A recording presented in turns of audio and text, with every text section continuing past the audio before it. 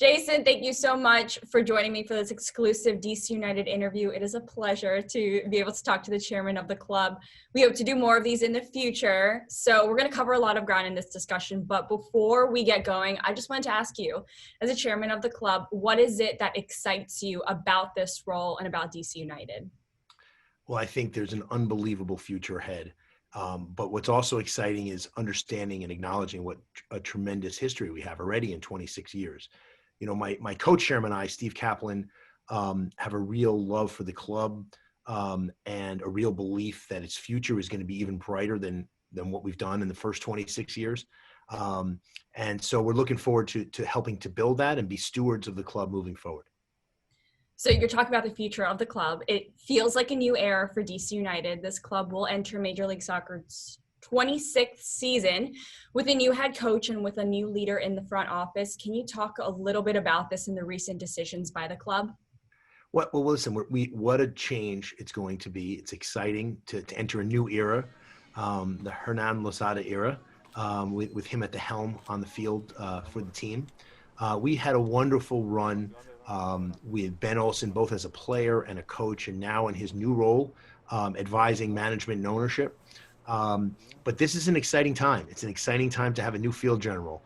And we think we found a terrific young manager who's very motivated, who's inspiring, who's going to lead us in a new, exciting direction. So I just can't wait for the season to start. Now, it was a long process to get to where we are now with Danita Johnson and with Hernan Lozada. So what did you learn from the experiences of getting those two here in place? I think I learned that we wanted to be thorough. We thought a lot about what the club needed for its next chapter, both on the business side and on the pitch. And we needed a new vision. We needed new energy, new leadership. We think we've got two great leaders in both areas. So that's exciting. We had our first all-staff meeting last week where they were both on Zoom, and that was terrific. So I think we're thinking about the future. We're thinking about the growth of the club, the growth of the sport, both in the DMV and around the country. And so it was an opportune time for us to find those leaders, and both are up and coming. Both are young, dynamic, and inspiring leaders. Jason, so speaking on the business side, how has ownership invested funds to elevate the club, to be able to compete for fifth MLS Cup, and to have continued success on the pitch for years to come? Well, Claudia, when I joined DC United 9 years ago, we were playing at RFK Stadium, and we had no designated players on the roster. And we've really put a focus in the last 3 years, particularly in all our planning. In terms of infrastructure, we've obviously built Audi Field, which we think is the best soccer-specific stadium in the best location in the country, in Buzzard Point in downtown Washington.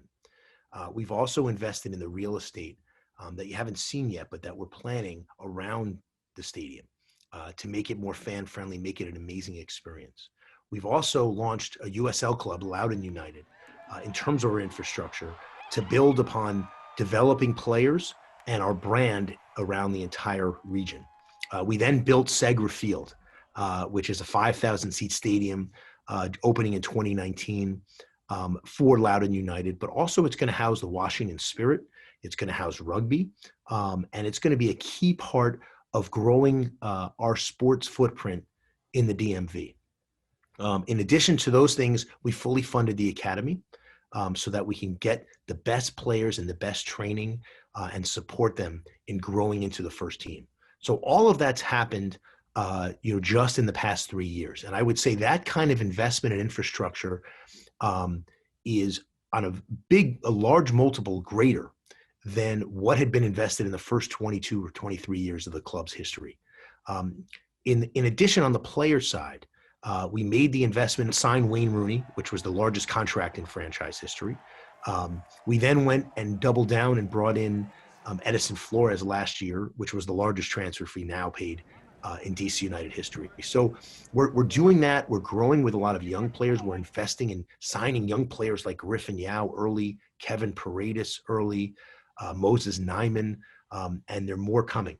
And we're making those investments on the player side and on the infrastructure side to lead DC United to a great future, a future that's bright, a future that is competitive on the pitch, and one in which we thrive in the community. I want to talk about the youth of this DC United team because it's been such a huge part, especially in this last year. And Coach Hernan Losada has mentioned to me and to fans the importance of youth development. And he just gets so excited whenever he's talking about being able to coach young players, especially all the young players that we have here at DC. So how would you evaluate our youth setup and the player development program that we have at DC United? I think we're getting better and better at it. We've got an unbelievably rich catchment area of players who love to play the game. I think part of that is ingrained in the DMV area in Virginia, Maryland, and DC. Part of it is people internationally moving to the area. So I think we've got a rich soccer history to build upon. Our coaches, our training, our development is really important. I think about people like Ryan Martin, who came from our academy, who's now running Loudoun United. And I see the internal growth, not only of our players, but of our coaches. And I think it's moving in a terrific direction. And there's a lot more young talent. I just got off a call yesterday with Ryan talking about the next 16 and 17-year-olds that we think are going to break through. So I think you're going to see more to come there. And it's just exciting to see them get that opportunity to play with the first team. You know, one of the things that happened in 2020, it was a really challenging year. A lot of stops and starts. We had multiple preseasons. Poor Ben Olsen had to deal with so many injuries and so many different lineup changes. But one of the great things that came out of it was seeing those young players emerge. That my favorite moment of the year was Kevin Paredes on the assist to beat Atlanta. What a terrific play that was, you know, and just showed that kind of class and just talent and skill level. You know, DC United is so big with the homegrown talent that they produce. So for you, how does it feel when you watch homegrowns like Kevin Paredes, Moses, Nyman, Griffin Yao, when you see them take the pitch and they not only do that, but they play well and they really contribute to this team? It's exciting. It's thrilling. I get a little more nervous because I want them to do well so badly, you know. And I remember seeing that with Chris Durkin, who, you know, we're really proud of him as well, coming up in the organization and now doing really well in Belgium. So I think what's happening is our young talent all across MLS, but particularly with DC United, we're starting to get respect around the world. I saw Moses listed as one of the top 50 young players in the world. It was the first time I'd seen an MLS player on there or a DC United player on there, certainly. So I think that's happening. I think the global game is starting to recognize what MLS young players are bringing to the table.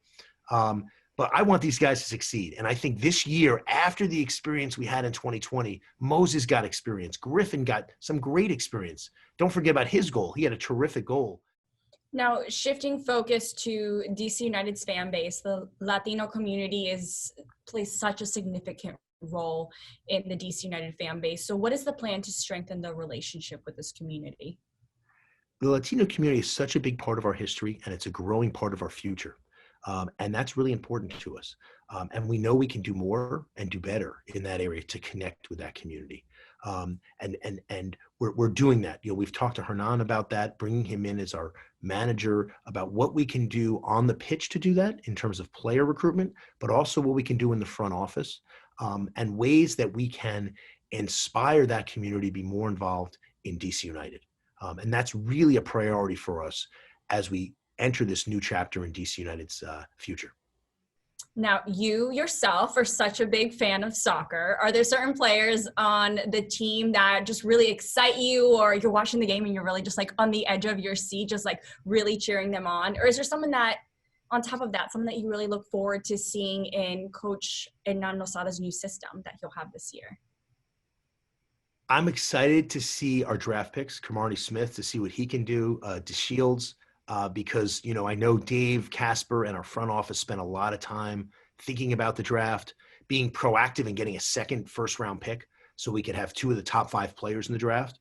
I'm also really excited to see Moses, Nyman, and Griffin and Kevin stepping out on the pitch again after having last season under their belts. And Donovan Pines, what a terrific story. What an amazing young man. And, you know, he had some amazing moments this year.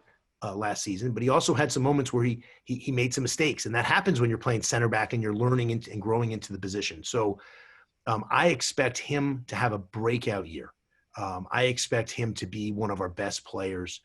His athleticism, his skill with the ball, just his leadership. I think he's going to have a terrific year for us. So I can't wait to see him out on the pitch.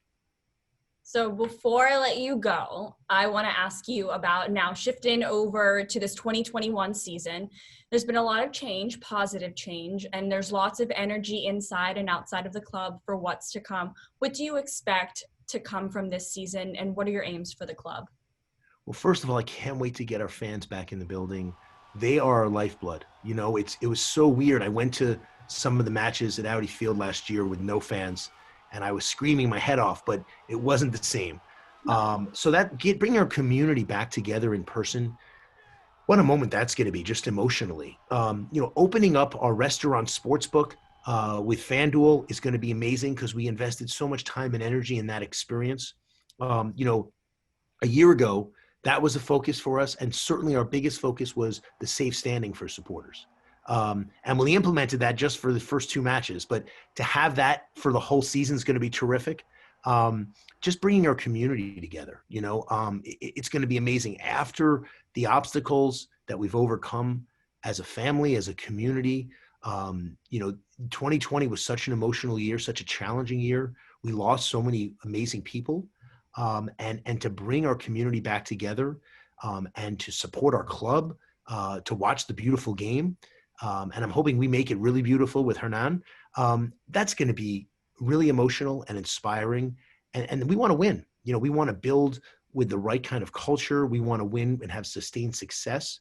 And we're looking forward to an exciting style and brand of soccer. And I think that's what we're going to get this year in 2021. I want to throw it over to you just one more time, a message that you have for the DC United fans going into this 2021 season.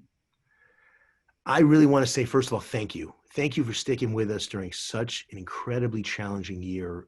The messages we've got, the communication we've had with our supporters, with our fans, with our season ticket members has been awesome. So many of us have been through challenges this year, but I feel as though we're coming into 2021 closer because of it.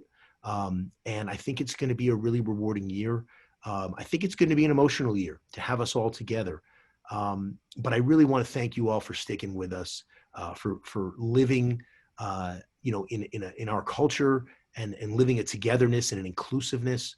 That was a key message coming out of 2020, that so many of us live and breathe and care so deeply about.